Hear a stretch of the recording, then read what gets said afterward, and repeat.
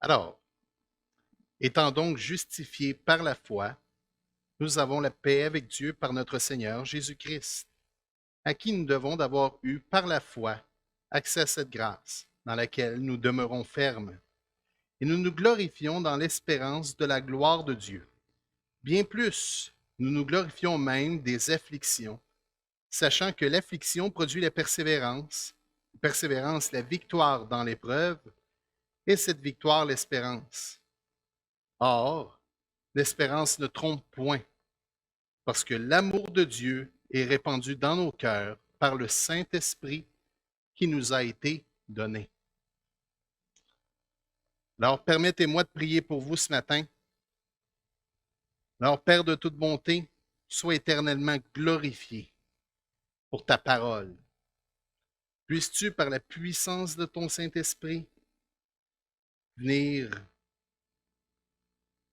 ancrer chacun des mots que nous allons entendre ce matin dans nos cœurs. Puisses-tu, Seigneur, nous amener à la connaissance de ta vérité, de ta parole. On te remercie pour cette grâce imméritée que tu nous as accordée par le sacrifice de ton Fils à la croix. Merci, Seigneur, pour cette assemblée de Valleyfield. Je te remets chaque personne qui écoutera cette prédication. Puisses-tu les soutenir, les aimer, les conduire et les fortifier. On t'en prie, dans le précieux nom de Jésus, à qui te confier la gloire, la toute-puissance et l'honneur pour tous les siècles. Amen. Alors, on revient à l'Épître aux Romains après un court intermède. Donc, cet automne, on a eu la chance de faire un voyage avec l'apôtre Paul dans lequel on a vu 3 thèmes principaux. Le premier, c'est la justice de Dieu. La justice de Dieu proclame le pardon des péchés. Ce pardon est offert à tous et il justifie le croyant. Le deuxième thème qu'on a vu, c'est la grâce de Dieu. La grâce de Dieu a été méritée, elle bénit le pécheur et c'est, comme nous avons vu dans Éphésiens 2, verset 8, un don de Dieu. Et puis la puissance de Dieu. Cette puissance décharge de tout péché et de toute condamnation le croyant par la mort et la résurrection de Christ.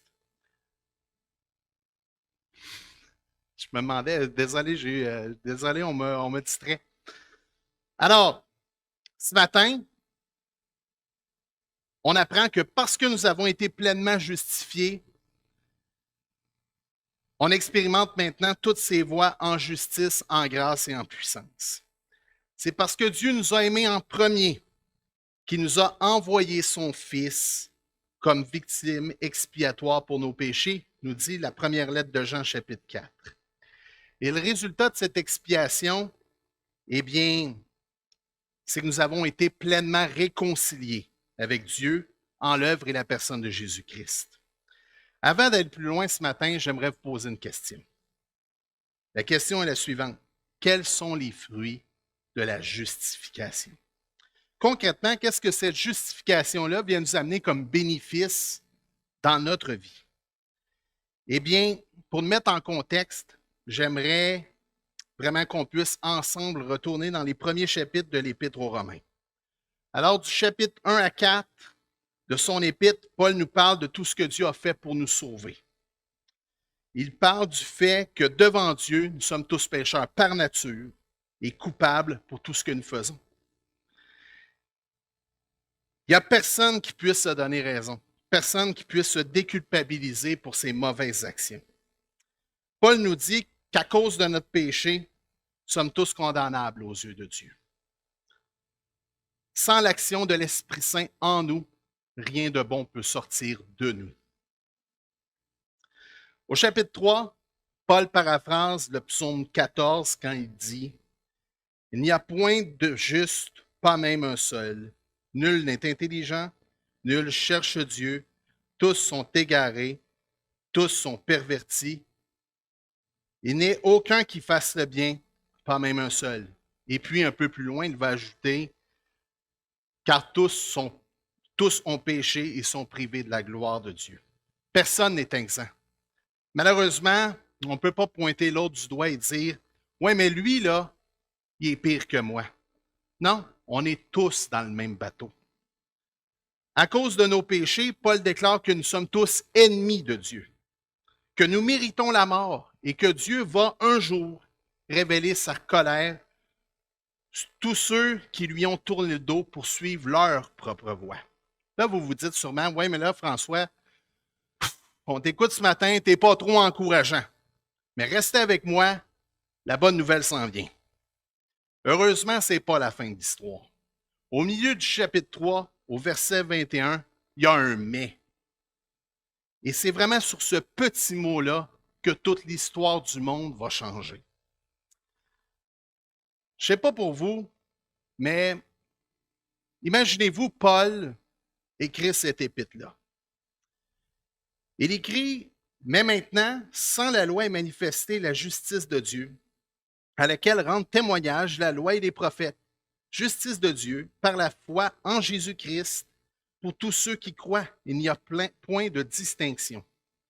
Donc imaginez-vous Paul qui écrit son épître juste avant d'annoncer la plus grande nouvelle de l'humanité. Il prend une pause, dépose sa plume dans son encrier, puis écrit « Mais maintenant, il y a un moyen d'être réconcilié avec Dieu. Mais maintenant, notre péché peut être pardonné et nous avons été justifiés. Grâce à Jésus, à cause du prix qu'il a payé à la croix pour nos péchés, nous ne sommes plus ennemis, nous ne sommes plus condamnables. Nous sommes maintenant enfants de Dieu. » Éphésiens 2, versets 1 à 5 nous l'explique ainsi. Vous étiez morts par vos offenses et par vos péchés, dans lesquels vous marchiez autrefois, selon le train de ce monde, selon le prince de la puissance de l'air, de l'esprit qui agit maintenant dans les fils de la rébellion. Nous tous aussi, nous étions de leur nombre, et nous vivions autrefois selon les convoitises de notre chair, accomplissant les volontés de la chair et de nos pensées. Et nous étions par nature des enfants de colère, comme les autres, mais Dieu, qui est riche en miséricorde, à cause du grand amour dont il nous a aimés, nous qui étions morts par nos offenses, nous a rendu la vie avec Christ. Au verset 8, il ajoutera, « En effet, c'est par grâce que vous êtes sauvés par le moyen de la foi, et cela ne vient pas de vous, c'est un don de Dieu. » Wow! Quelle belle espérance! Par amour pour nous, Dieu nous donne la foi, afin que nous soyons justifiés par l'œuvre de Christ à la croix. Maintenant, quels sont les bienfaits liés à cette justification? Une fois que nous avons placé notre foi en Christ, est-ce que c'est tout? Est-ce qu'on se met sur le pilote automatique puis on attend que Dieu vienne nous chercher? Bien sûr que non. Dans notre texte de ce matin, on nous dit que la justification nous mène à une multitude de fruits. D'abord, elle nous donne la paix. Elle nous amène à la persévérance. Elle nous permet d'être victorieux dans l'épreuve. Et à travers elle, l'amour de Dieu est déversé en nous par la puissance de son Saint-Esprit. Et c'est vraiment sur ces points-là que j'aimerais vous amener ce matin. Alors, mon premier point, c'est que la justification nous donne la paix. Dans le monde dans lequel on vit, la paix, elle nous échappe souvent. On vit dans un monde qui est parfois vraiment inquiétant. On est entouré par la violence, le mal, la souffrance. Pas besoin d'aller loin, on ouvre notre télé. Puis, je ne sais pas pour vous, mais moi, je ne vois pas gros bonnes nouvelles. Dans les images qui passent à la télé, ben justement, on n'en voit pas de paix. Du moins très, très, très peu. Dans notre monde, dans notre pays, même dans nos familles, je vais même aller plus loin, même dans notre Église. On peut légitimement se poser la question suivante, mais où est la paix? On dirait que tout aujourd'hui nous mène à la discorde, au conflit. Notre texte nous dit au verset 1, « Étant donc justifiés par la foi, Nous avons la paix avec Dieu par notre Seigneur Jésus-Christ. La paix de Dieu ne signifie pas qu'on va juste avoir un peu de calme et de tranquillité dans nos vies. La paix de Dieu, c'est beaucoup plus que la fin des guerres, des larmes, des souffrances et de la maladie. La paix de Dieu signifie que nous ne sommes plus les objets de sa colère. La paix de Dieu, ce n'est pas le résultat d'un simple pardon qu'on pourrait, par exemple, quand vous chicanez avec un de vos proches, c'est facile de demander pardon, mais le pardon de Dieu, c'est beaucoup plus que ça. C'est le résultat de la justification, d'une réconciliation fondée sur l'expiation. Le grand théologien et réformateur Jean Calvin disait ceci: la paix de Dieu est le fruit de la justice de la foi, car si quelqu'un veut chercher repos de conscience par les œuvres, il perdra son temps. Car c'est Dieu seul qui est notre paix, ce qui signifie que la paix désigne une tranquillité de conscience qui procède de ce qu'elle sent Dieu réconcilié et apaisé envers elle. Frères et sœurs, lorsque Dieu nous donne sa paix, il dégage un lourd fardeau sur nos épaules. Il nous soulage la condamnation qui pesait sur nous et dès lors, on peut avancer dans la joie et la confiance à la suite de Christ, avec un cœur léger et reconnaissant. Dans mon cheminement passé, vous savez, je suis un ancien catholique. Si vous ne le saviez pas, vous l'apprenez. Alors, dans mon cheminement passé, j'ai vu beaucoup de gens qui n'étaient pas en paix avec Dieu, avec eux-mêmes, avec leur famille. Encore aujourd'hui, il y a des gens qui m'appellent et qui me disent: François, est-ce que je suis vraiment sauvé? Puis je vois l'angoisse puis l'incertitude que ça provoque chez eux. C'est pourquoi l'apôtre Paul nous dit que le premier fruit de la justification, c'est la paix. Si vous avez l'impression de ne pas être en paix actuellement, je vous invite tout simplement à retourner à la croix, à demander pardon pour vos péchés, puis continuellement à redonner votre cœur à Christ, à lui redonner votre vie. Moi, le matin, souvent quand je me lève, l'une des premières choses que je fais, c'est: oui, Seigneur, oui, je veux te suivre. Oui, je veux marcher à ta suite. Et oui, Seigneur, je veux que tu transformes mon cœur, pécheur, que tu me rends fidèle à tes voies. Et faire ça chaque matin, ça m'amène une paix qui est tellement extraordinaire. Je ne sais pas pour vous, mais être en paix avec Dieu et recevoir la paix de Dieu, moi, ça me donne une grande espérance. Et c'est vraiment ce qui me conduit à mon deuxième point de ce matin. Donc, la justification nous donne l'espérance. Alors, qu'est-ce que notre espérance? Que demain, il va faire beau. Dans une semaine, on va gagner à l'auto.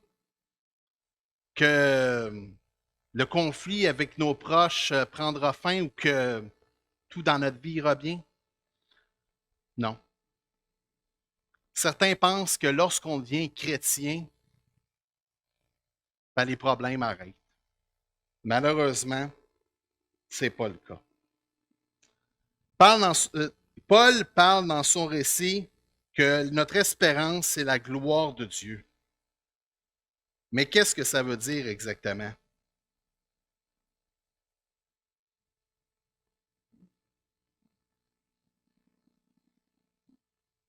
Alors, qu'est-ce que ça veut dire exactement? Paul parle de notre avenir. Notre avenir, c'est quoi? C'est le ciel. Alors, wow, c'est vraiment cool le ciel. C'est vraiment le fun. Mais qu'est-ce qu'on fait entre-temps? Oui, c'est vrai, on sait que parce qu'on est pleinement justifié, on va être un jour en présence de Dieu éternellement. Puis on sait qu'être en sa présence, c'est être dans sa gloire. C'est être dans la gloire du Père. Et on sait que cette gloire signifie être éternellement en sa présence. Mais je vous repose ma question. En attendant, on fait quoi? Certains disent que les chrétiens ne sont pas des gens réalistes. Ils disent que nous sommes si préoccupés par le ciel que nous sommes inutiles. Donc, certains nous accusent de vivre seulement pour la fin des temps et non pas pour le temps présent. Est-ce qu'ils ont raison? Oui, en partie. Ils ont raison parce que notre espérance, on ne la trouve pas dans les choses de ce monde. Lorsqu'on est préoccupé, lorsqu'on est vraiment envahi par les soucis de la vie, on peut lever nos yeux et dire, j'ai une espérance. Mes souffrances, mes difficultés en ce monde vont prendre fin un jour quand Dieu va me rappeler à lui. Puis ça, là, ça ne sera pas la fin de l'histoire, mais le commencement de cette histoire-là. Au verset 2, Paul nous dit, c'est par la foi que nous avons accès à la grâce de Dieu et qu'en cette grâce, nous demeurons fermes et nous nous glorifions dans l'espérance de la gloire de Dieu. Alors, j'ai une petite histoire pour vous ce matin. Pour bien saisir l'image de Paul, on doit s'imaginer un royaume, un grand palais avec un roi. Vous et moi, on est juste des paysans. On peut s'approcher du palais, mais on ne peut pas y entrer. Puis on n'a non seulement pas le droit d'y entrer, mais on n'a pas les moyens d'y entrer. Si on essaie d'y entrer, bien, il y a des gardes qui vont nous attendre avec des épées puis des lances. Mais qu'est-ce qu'on fait? Comment qu'on fait pour entrer? Bien, il y a quelqu'un qui peut nous faire entrer. Le fils du roi, lui, il a le pouvoir de nous faire entrer. Non seulement il a le pouvoir de nous faire entrer, mais il souhaite nous faire entrer. C'est là la force de ce que Paul dit. C'est l'image qui nous dépeint. Nous avons tous accès auprès de Dieu parce que Jésus nous a pleinement réconciliés avec lui. Il nous présente à son Père et son Père nous accueille comme l'un de ses enfants. Et nous demeurons fermes, nous dit le texte.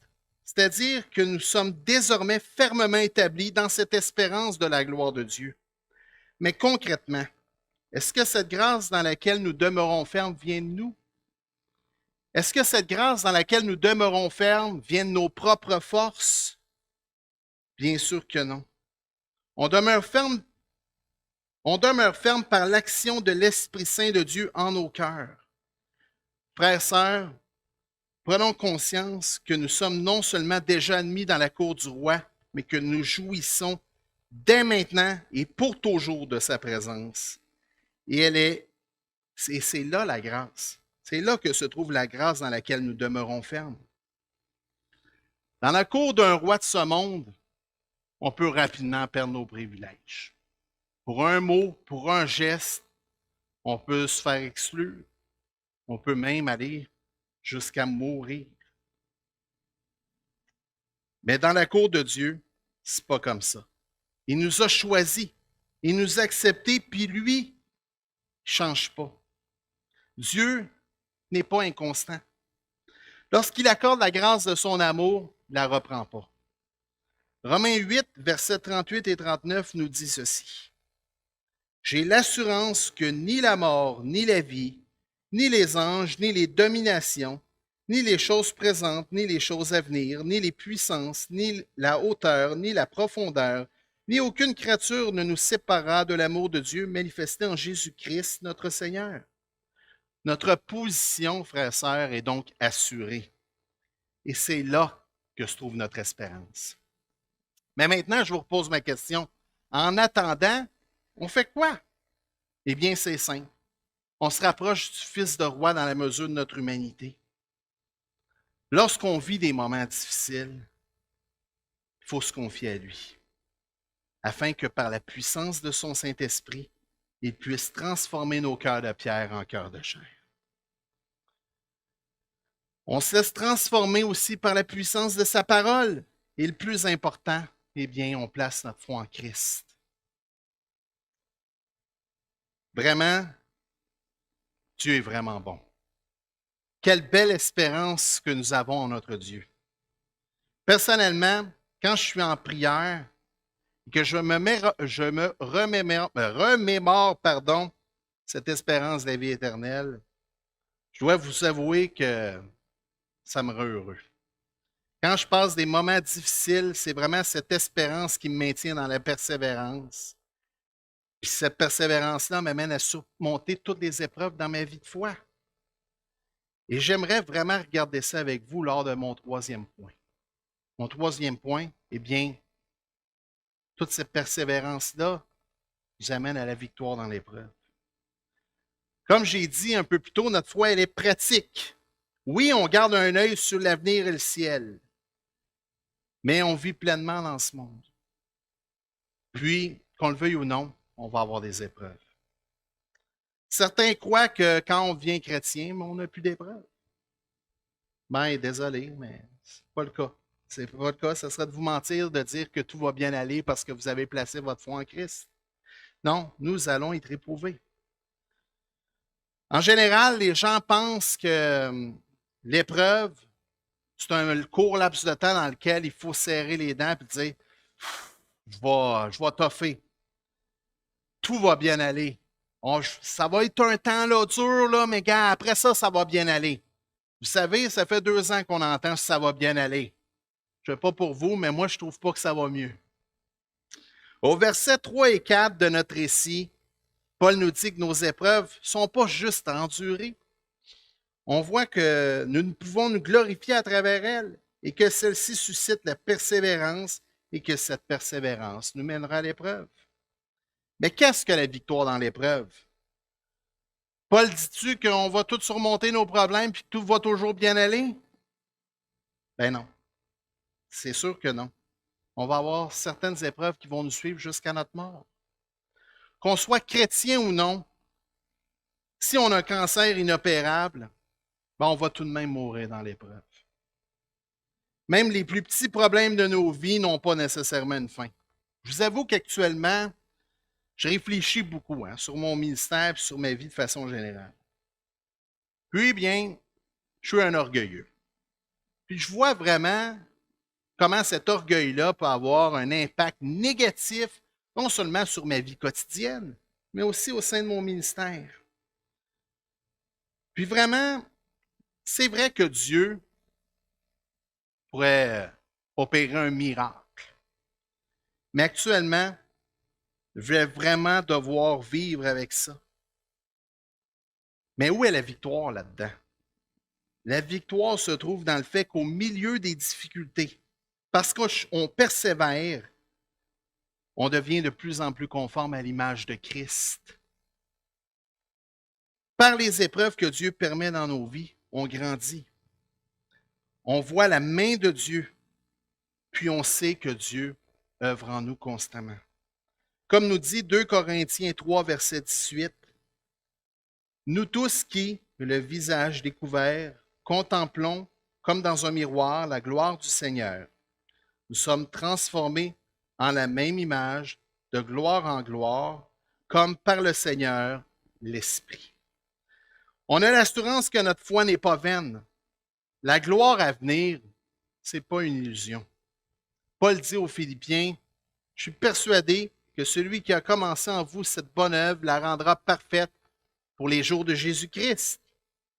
Frères, sœurs, parce qu'on a été pleinement réconciliés avec Dieu par l'œuvre de la croix, Dieu permet l'épreuve dans nos vies, afin de produire la persévérance qui nous mènera à la victoire. Et soyons francs, je ne suis pas en train de vous dire qu'il faut être résigné face aux épreuves et que Dieu va régler d'un coup de baguette magique. Non. Au contraire, on doit traverser nos épreuves avec lui en disant, Seigneur, travaille en moi, transforme-moi selon ta volonté et pour ta gloire. Quand on traverse des épreuves, on grandit. Il faut seulement laisser Dieu agir en nous. Il faut prendre conscience que cette victoire dans l'épreuve commence jamais parce que nous faisons, mais parce que Dieu a déjà fait en nous. Vraiment, je suis tellement soulagé de voir que le Seigneur est toujours à nos côtés dans l'épreuve. Je ne sais pas pour vous, mais moi, quand je traverse des moments difficiles dans la foi, je sens toujours Dieu à mes côtés. Je sais qu'il n'est jamais bien loin. Puis ça, là, ça éveille en moi une grande joie. À la lumière de tout ce qu'on vient d'entendre ce matin, je peux dire que Dieu, sans aucun doute, Dieu nous a justifiés par amour. Et c'est vraiment le dernier point que j'aimerais amener avec vous ce matin. Alors, la justification est le fruit de l'amour de Dieu. Au verset 5 de notre récit, Paul, il ferme la boucle. C'est par amour que Dieu nous a pleinement justifiés. Et parce que nous avons été pleinement justifiés, le texte nous dit, l'amour de Dieu est répandu dans nos cœurs par le Saint-Esprit qui nous a été donné. Quand on met notre foi en Dieu, on se confie pas, on se confie à une personne. On ne se confie pas des énergies de l'univers ou d'énergie positive. Non, on se confie à une personne. La personne la plus fiable de tout l'univers. On ne sera jamais déçu avec Dieu. Pourquoi? Parce que notre espérance est ancrée dans son amour. C'est Dieu lui-même qui dit à plusieurs endroits dans sa parole, « Je ne te délaisserai point, je ne t'abandonnerai point. » Comme je l'ai dit plus tôt, la parole nous rappelle que Dieu nous a aimés en premier. Et c'est parce qu'il nous a aimés en premier, d'un amour infini et intarissable, qu'il s'avance sans cesse vers nous, qu'il vient partager notre humanité en la personne de Jésus-Christ et qu'il s'est chargé de nos péchés pour nous réconcilier pleinement avec lui. Dans 1 Corinthiens 1, versets 8 et 9, Paul écrit, « Il vous affermira aussi jusqu'à la fin, pour que vous soyez irréprochables au jour de notre Seigneur Jésus-Christ. Dieu est fidèle, lui qui vous a appelé à la communion de son Fils Jésus-Christ, notre Seigneur. Dans le monde, on va être déçus. Dans l'Église, on va être déçus. Dans nos familles, même avec ceux qu'on aime le plus, on va être déçus. Mais avec Dieu, il n'y aura jamais de déception. Son amour est certain. Et nous connaissons son amour pour nous par la présence de son Esprit Saint en nous. Car il est celui à qui nous pouvons crier « Abba Père ». Selon Romains 8, « Abba Père » est le nom le plus intime qu'un chrétien puisse adresser à notre Dieu 3 fois saint. C'est le nom qu'on peut crier au milieu de la détresse, puis de la souffrance. Mais pour moi, Abba Père, c'est le nom que je clame avec joie. Dans mes prières d'action de grâce, alors que je me remémore que par amour pour moi, Dieu a revêti sa propre image afin de nous ramener dans sa gloire éternelle pour toujours et à jamais. Amen. Alors, c'est ce qui conclut notre prédication de ce matin. Mais j'aimerais avant toute chose, frères et sœurs, qu'on puisse prendre un court moment de recueillement. Qu'on puisse vraiment se laisser imprégner par chaque parole que nous avons entendue ce matin. Et nous demandons au Saint-Esprit de Dieu de venir vraiment éclairer nos cœurs à la lumière du texte que nous venons d'entendre. Et ensuite, après ce court moment d'intériorité, je vais prier pour vous en conclusion.